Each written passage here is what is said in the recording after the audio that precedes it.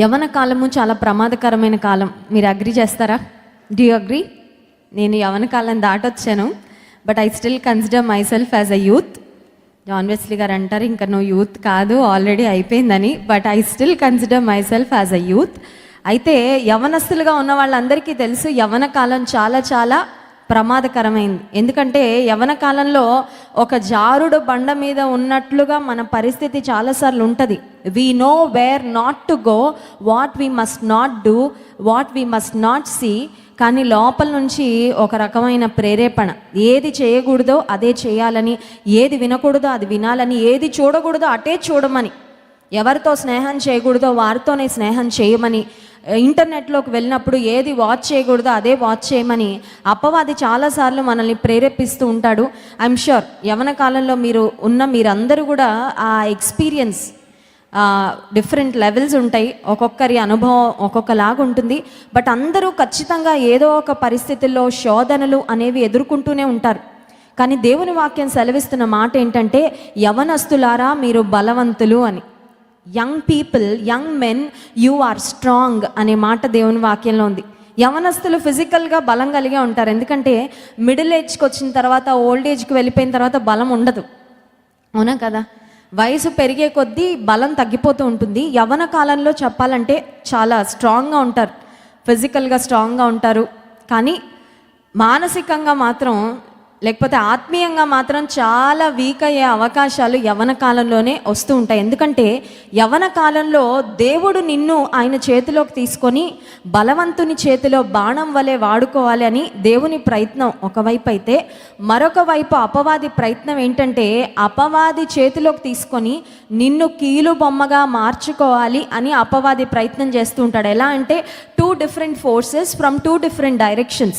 ఒక ప్రక్క దేవుడు మనల్ని పట్టుకోవాలని, మనల్ని బలపరచాలని, మనల్ని ఆశీర్వాద పదంలో నడిపించాలని, ఒక యోసేపు వలె, ఒక దానియేలు వలె యవ్వన కాలంలో ఆయనను అనుసరించి ఆయనను ఘనపరిచేవారిగా ఉంచాలి అని దేవుడు ఒకవైపు. మరొక వైపు ఒక సంసోను జీవితాన్ని అపవాది ఎలా దెబ్బతీసి పాపంలో పడేసి లైఫ్ అంతా వేస్ట్ చేసేసాడో, అలా మన యవ్వన కాలాన్ని, మన జీవితాన్ని అల్టిమేట్గా వేస్ట్ చేయాలని అపవాది కూడా చాలా బలంగా ప్రయత్నం చేస్తూ ఉంటాడు. కానీ యవనస్తులంగా మనం ఒకటి గుర్తుపెట్టుకోవాలి, అదేంటంటే it is your choice, it is up to you to decide whether you want to place your life in God's hands or in Satan's hands. దేవుని చేతిలో మన జీవితాన్ని పెడతామా, అపవాది చేతిలో మన జీవితాన్ని పెడతామా అనేది మనం తీసుకోవలసిన నిర్ణయము. చూడండి, ఒక బేకరీకి మనం వెళ్ళినా, లేకపోతే ఒక రెస్టారెంట్కి మనం వెళ్ళినా మెన్యూలో చాలా ఉంటాయి.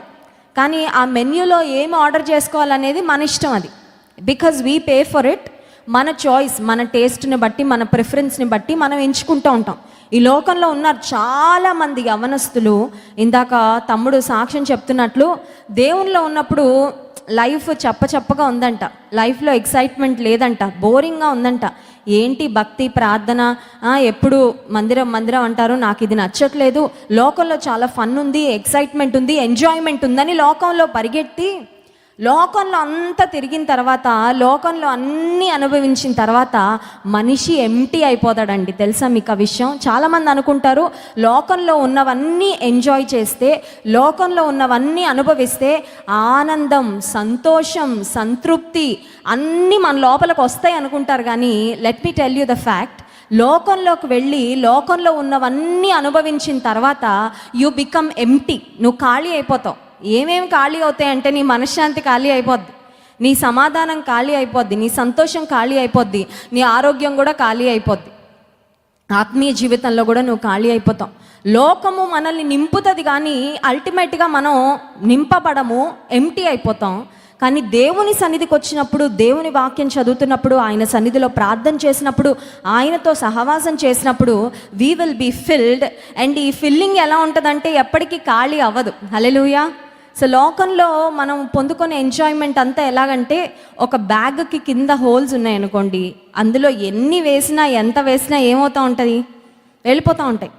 ఆఖరికి ఆ బ్యాగ్ ఎంటీ అయిపోద్ది. కానీ దేవుని సన్నిధిలో మనం పొందుకునేవన్నీ అదొక చినిగిపోయిన సంచిలో వేసినట్లుగా అవి పోవు. But God keeps filling you and refilling you and refilling you every single day.